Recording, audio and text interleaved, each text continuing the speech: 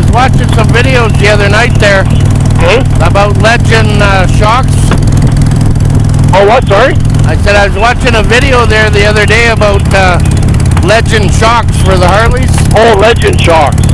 I think I'm going to buy a pair for the back next summer. Oh, yeah? Are they that much better quality? Yeah, they're saying even from like the new Harleys, that it makes a world of difference. So on my my burnt out air shocks here that keep leaking, I'm sure it'll be night and day. Yeah. But they're like $1,000. $1,000?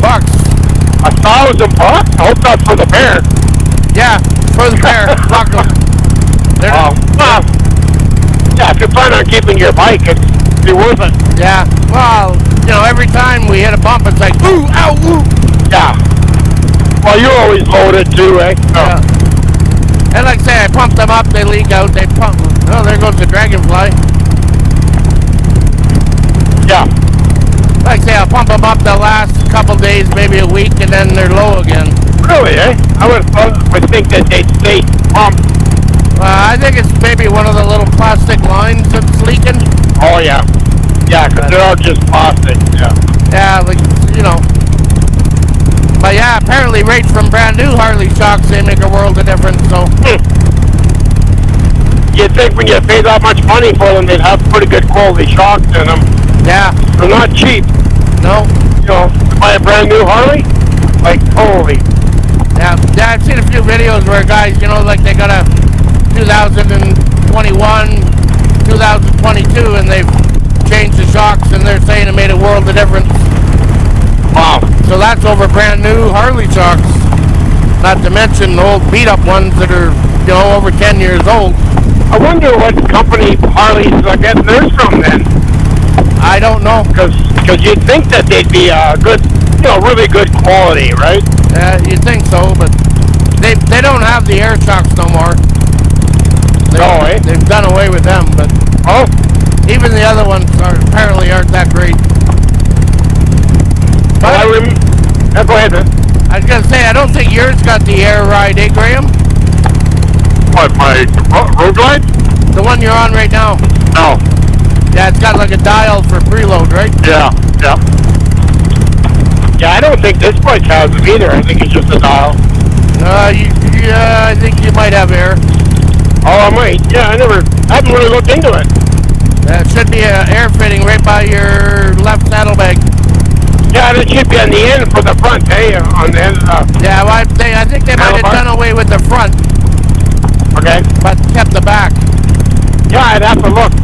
Yeah. I mean, I've had it apart enough times, I just don't remember. Yeah. I know my old girl does. Yeah. Like this one, the front doesn't have it. But my old girl, the red one, it has the air front and back. Yeah. Yeah, the same as my old girl. Yeah. But I don't know when they did away with the air on the front, but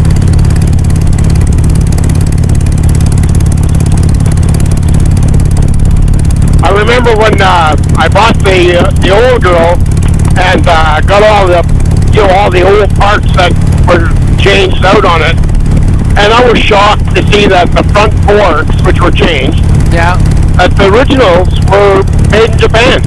Like they were Showa, I think Showa, S-H-O-W-A, yeah. Showa forks. I was like, this is supposed to be a American-made motorcycle. Oh yeah, they haven't been 100% American made for a long time. Yeah. Yeah. I went out for a ride with Mikey yesterday. That was it was a disaster.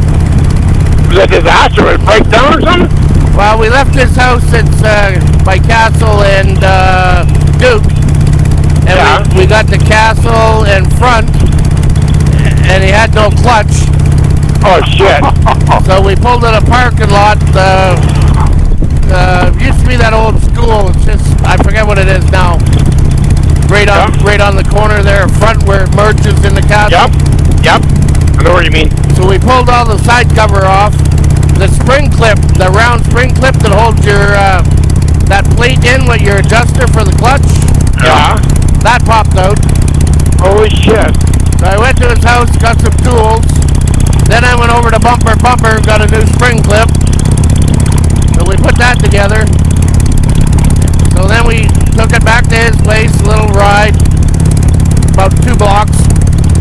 we thought, okay, well, it seems to be all right. So we went down Lakeshore, picked up Tansy, came back up Lakeshore around the waterfront, came back up Algonquin, went up Airport Hill. He had to downshift about 3 times to get up Airport Hill.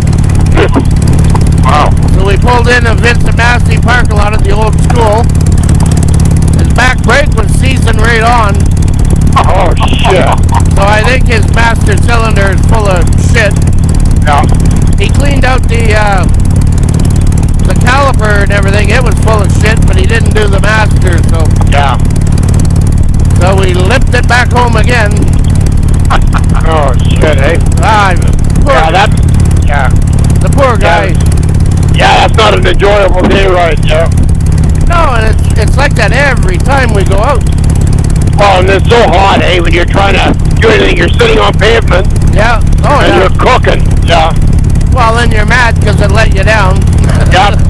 I know that's what was happening with that old girl that ever bought it. Every time I turned around, I was fucking fixing something. Yeah, that drives you nuts. He went out with another guy, Terry. They went up the North Highway and it broke. And he was up there sitting on the side of the road for like, I think about 2 hours or more Oh. before his girlfriend came up with the truck. Yeah, that's frustrating. Yeah, it's one thing after another. It's been driving him nuts. Time to get rid of it. Yeah, he was yesterday saying, I think I'm going to sell this damn thing. Like I say, the whole summer he's been fixing it. Yep. Yeah. You know, you want to get out and ride. You don't want to be fixing something. You can't go out riding with any confidence. Well, that's why, sorry, man. Go ahead. No, I was just saying, that's why the Japanese models did so well, right? Yeah. Hondas, Yamaha, Suzuki, they come out with a bike, you can jump on and go Yeah, and get home. Yeah. yeah, And then do it all over again. yeah. Like I say, Harley's got that now, but Oh, yeah. that thing he's got has been passed down and passed down and passed down. Yeah, well, you said it's a mixed up bunch of different parts, eh? Oh yeah, yeah. It's not a Harley. The frame's not a Harley. The motor's S&S. Yeah. Maybe the transmission's Harley, but that's about it. Yeah. And it's like I said, it's just a nightmare. And it's funny, you know, when I bought that old Ultra, when I first bought it, I started feeling that way. I was like, I gotta get rid of this thing because it's fucking driving me crazy. Yeah, I'm spending money on it. I can't depend on it. I go on a trip, it would let me down. You know, I packed all up and stuck on the side of the road or whatever. yeah, But now, once I got all those bugs ironed out, it feels like I wouldn't feel uncomfortable to jump on and go for a camping trip. yeah, yeah. But it is a Harley. Like the whole thing's Harley. Yeah. Well, when you order a part, you can give him a serial number and get the right part. Yeah, exactly. He's multiple times got the wrong parts Yeah. and everything. Like he had to order a clutch basket. He had the handlebar switches. Brake discs. Yeah. He's ordered so much for the damn thing. Yeah, that's totally frustrating. Yeah, absolutely. I always thought the S&S engines themselves though were probably a pretty good engine, eh? Like, do you think they're a good engine, or? Well, he hasn't had problems with the engine. Everything else, but not the engine.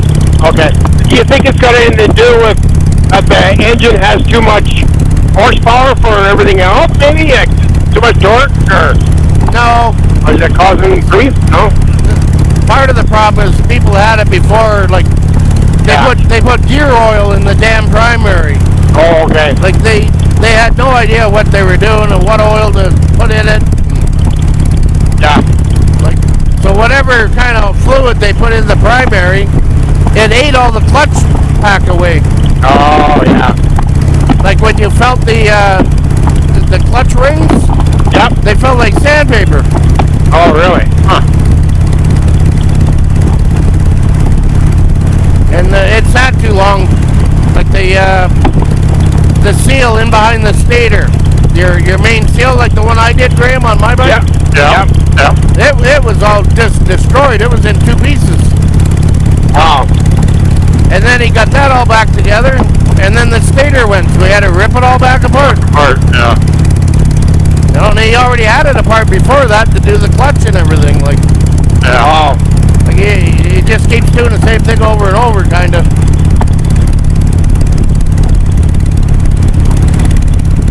Yeah, it gets so disheartening. Yeah. And you don't even want to start it up because you think that as soon as you get on the road, it's going to quit on you. Well, that's what Yeah. that's what he said yesterday. He said it's working good now. Maybe I better not go for a ride. Yeah. And like I said, we made it 2 blocks, and well, maybe he'll sell it and get something dependable.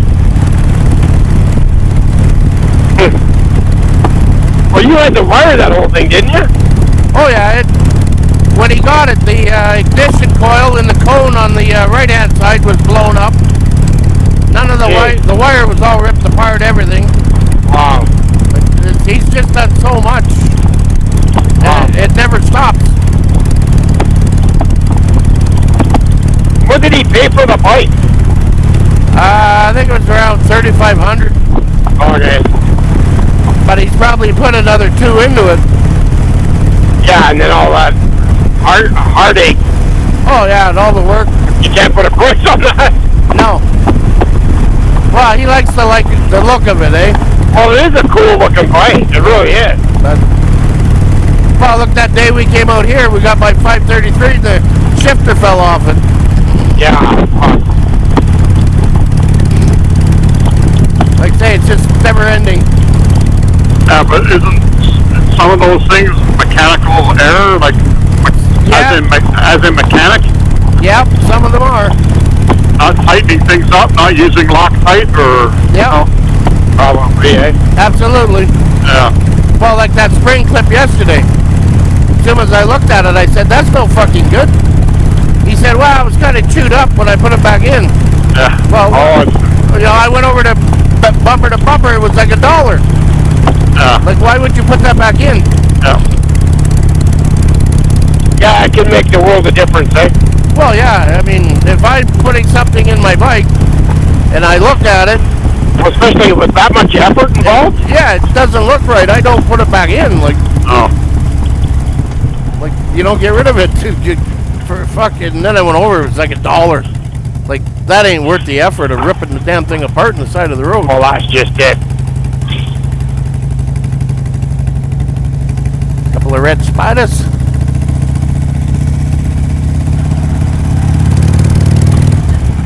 Yeah, like say, probably 30-40% of it is he didn't do something right either.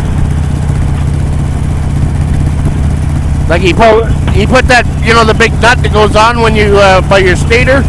Yeah, the compensator. Yeah. Yeah, like he put that on. He didn't torque it. And I told him, you got to torque it. yeah. The fucking thing came out, started banging off of the Housing. Yeah. and wrecked the stator. Yeah.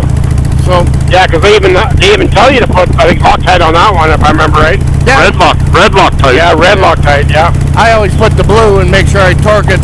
Yeah. Yeah, that's just the same. But you got to do something. You don't just screw it in Yeah. there and Yeah.